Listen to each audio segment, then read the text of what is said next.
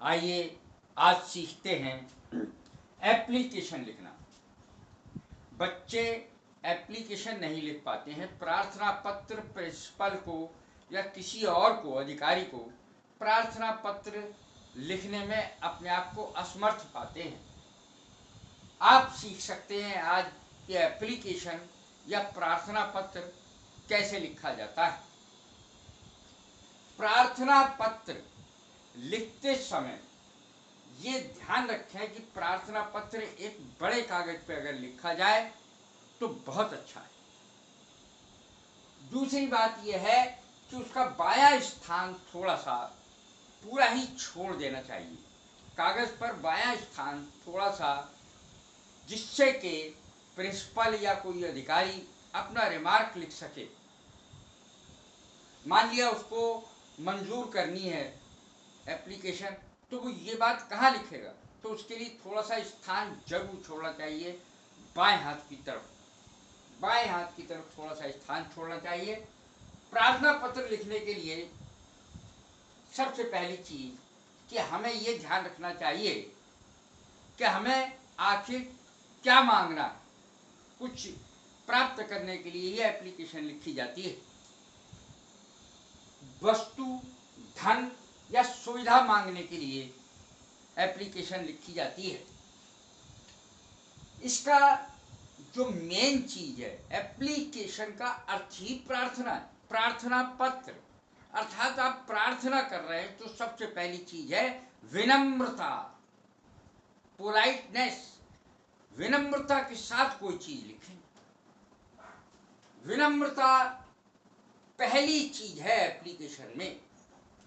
प्रधानाचार्य को प्रार्थना पत्र लिखने में अपना पता नहीं लिखना चाहिए।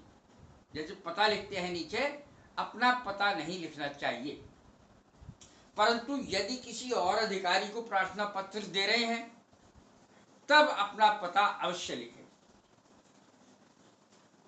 प्रार्थना पत्र लिखते समय अपना पता अंत में लिखना चाहिए। अंत में संबोधन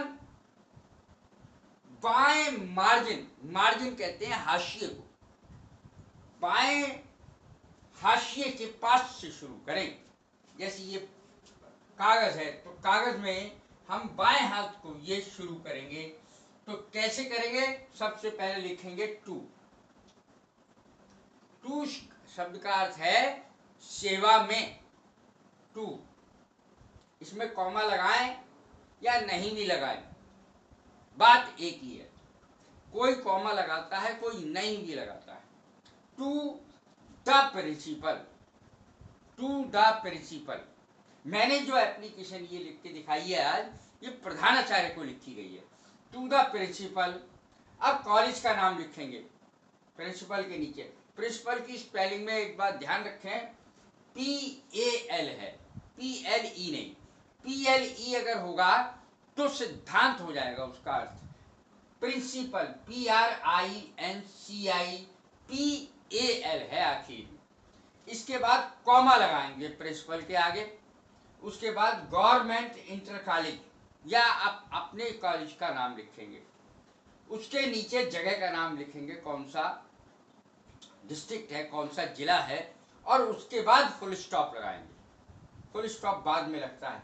जब कॉलेज का नाम लिखेंगे उसके बाद भी कॉमा लगाना है और अंत में फुल स्टॉप लगाना है। जो आखिरी चीज लिखें, जैसे मुरादाबाद है, कोई भी आप जहां भी रहते हैं वहां की जगह का नाम लिखेंगे तो आखिर में लिखेंगे तो फुल स्टॉप लगाना है। इसके बाद अपनी मुख्य मांग सब्जेक्ट में लिखेंगे। सब्जेक्ट लिख करके, जैसे ये लिखा सब्जेक्ट, उसके आगे डैश और उसके आगे एप्लीकेशन फॉर ट्रांसफर सर्टिफिकेट, यानी अपना उद्देश्य लिखेंगे कि आपने आखिर ये एप्लीकेशन क्या मांगने के लिए, क्या मांग है आपकी, क्या करने के लिए आपने एप्लीकेशन लिखी है। अपनी मुख्य मांग को सब्जेक्ट में लिखेंगे। सब्जेक्ट का अर्थ होता है विषय।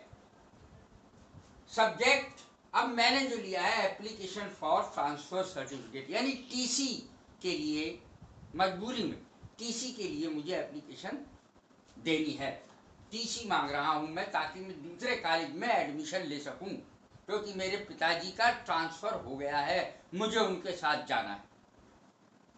प्रार्थना पत्र के आरंभ में आदर सूचक शब्द जरूर लिखें, जैसे सर।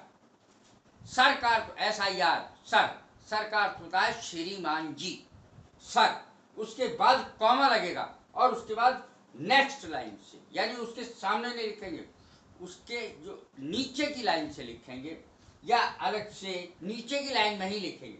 विद ड्यू रेस्पेक्ट ऐसे करके लिखेंगे, विद ड्यू रेस्पेक्ट, सादर। इसका अर्थ होता है सादर, विद ड्यू रेस्पेक्ट। फिर अपनी बात कहने के लिए लिखेंगे I beg to say that. That का अर्थ होता है कि, आई बैग टू से, मुझे कहना है, मुझे ये प्रार्थना करनी है। दैट, दैट का अर्थ होता है कि। इसके पश्चात अपना परिचय देंगे। परिचय कैसे देंगे? I am a student of class, इस तरीके से लिखेंगे, I am a student of class. और इसके आगे मैंने जगह छोड़ दी, यहाँ पर क्लास लिखी जाएगी कि आप कौन सी क्लास के हैं, फर्स्ट ईयर के हैं, इंटर के हैं, 9th के हैं, 10th के, कौन सी क्लास में आप पढ़ रहे हैं। और उसके बाद अपना सेक्शन लिखेंगे, ABCD, जो भी आपका सेक्शन है वो लिखेंगे। उसके बाद लिखेंगे of your school, of your school, आपके स्कूल में पढ़ता हूं, ये बताना जरूरी है। ऑफ योर स्कूल, आपके स्कूल का स्टूडेंट हूँ, इसीलिए तो पता नहीं लिखा जाएगा नीचे। जब मैं आपके स्कूल में हूं तो फिर पता लिखने की क्या जरूरत है, आपके पास सब चीज लिखी हुई है। माई फादर, अब कारण स्पष्ट करना है। My father has been transferred to Amroha, मेरे पिताजी का ट्रांसफर अमरोहा हो गया है। मेरे पिताजी का ट्रांसफर यानी स्थानांतरण अमरोहा को हो गया है। My father has been transferred to Amroha and I have to go with him, और मुझे उनके साथ जाना ही है। बिना पिता के थोड़ी रह जाऊंगा, माता पिता के, मुझे उनके साथ जाना ही है। उनका ट्रांसफर हो गया, उन्हें भी जाना ही है और मुझे भी जाना ही है। मजबूरी में जाना पड़ रहा है, वरना मैं नहीं जाता, ये अर्थ है। I have to go with him, मुझे उनके साथ जाना ही है, जाना ही पड़ता है, जाना ही पड़ेगा। इसके बाद लिखेंगे देयरफॉर। देयरफॉर का अर्थ होता है इसलिए। Therefore I am unable to continue my study in this college, अर्थात मैं अब इस स्कूल में पढ़ाई जारी नहीं रख सकता, असमर्थ हूँ। पढ़ाई जारी रखने में अब मैं इस स्कूल में असमर्थ हूँ, क्योंकि मेरे तो पिताजी का ट्रांसफर हो गया, मुझे उनके साथ जाना है। अनएबल माने असमर्थ, टू कंटिन्यू जारी रखने को, माई स्टडी माने अपना अध्ययन, इन दिस कॉलेज, इस कॉलेज में। इसके बाद क्या करेंगे? कृतज्ञता व्यक्त करेंगे, अपनी कृतज्ञता व्यक्त करेंगे। और कृतज्ञता व्यक्त करते हुए विनम्र शब्दों में, बहुत विनम्रता के साथ लिखेंगे आई शैल बी। अगला पैराग्राफ हो जाएगा, यहाँ से पैराग्राफ अगला हो जाएगा। अगले पैराग्राफ में लिखेंगे, यानी उसकी नीचे से लाइन से लिखेंगे, I shall be highly oblige to you, मैं आपका बहुत बहुत आभारी रहूंगा। ऑब्लाइज माने आभारी, और ऑब्लाइज के साथ टू आता है। आई शैल बी हाईली, बहुत बहुत आभारी रहूंगा। I shall be highly oblige to you. कब? इफ, यदि, you kindly issue my TC, यदि आप मुझे मेरी TC दे दें। ट्रांसफर सर्टिफिकेट की शॉर्ट फॉर्म है TC। ट्रांसफर सर्टिफिकेट की शॉर्ट फॉर्म है TC। तो इस प्रकार से हम उनसे प्रार्थना कर रहे हैं कि यदि आप मुझे TC दे दें तो मैं आपका बहुत बहुत आभारी रहूंगा। And help me in my admission there, यदि आप मुझे मेरी TC दे देंगे तो मुझे वहाँ जल्दी एडमिशन लेने में सहायता मिलेगी। दूसरी जगह अमरोहा में मुझे क्या है, एडमिशन लेने में बड़ी मदद मिलेगी यदि आप मुझे समय से मेरा सर्टिफिकेट टीसी दे दें। And help me in my admission there, there माने वहाँ, एडमिशन माने प्रवेश, वहाँ प्रवेश मिलने में मुझे बड़ी आसानी होगी। इसके बाद आप लिखेंगे thanking you sir, thanking you sir, बाएं हाथ को लिखेंगे थैंकिंग यू सर और डेट डालेंगे जैसे 2 मार्च सन 2017, 2 मार्च सन 2017 या 2-3 और 2017, इस तरीके से लिखेंगे। और बिल्कुल अंत में अपना नाम लिखेंगे। क्या लिख के लिखेंगे? Yours obediently. जो जब आप योर्स लिखते हैं तो उस ओबीडियंटली में एलवाई लगेगा, योर्स आपका, और योर्स में जो एस लगा हुआ है उसमें एपोस्ट्रॉफी एस कभी नहीं लगेगा, योर्स में एपोस्ट्रॉफी नहीं लगेगा एस से पहले, और ओबीडियंटली लिखा जाएगा योर्स के बाद। योर्स ओबीडियंटली का अर्थ है आपका आज्ञाकारी।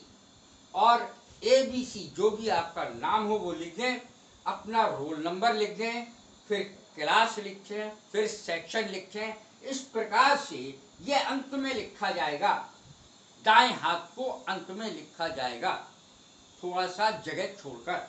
तो इस प्रकार से ये एप्लीकेशन लिखी जाती है। मैं अगली बार आपको एप्लीकेशन लिखी हुई भी दिखाऊंगा क्योंकि मुझे ये समझाना था, इसलिए कैसे एप्लीकेशन लिखी जाती है प्रधानाचार्य को ये मैंने बताया, या किसी और अधिकारी को, बहुत विनम्रता के साथ। एप्लीकेशन का मतलब है प्रार्थना पत्र, और प्रार्थना का मतलब है विनम्रता के साथ प्रार्थना की जाती है। इसमें इस बात का पूरा पूरा ख्याल रखा जाता है कि विनम्रता अवश्य हो। कैसा लगा मेरी यह वीडियो? लाइक करें, शेयर करें, सब्सक्राइब करें। God bless you. Thank you very much.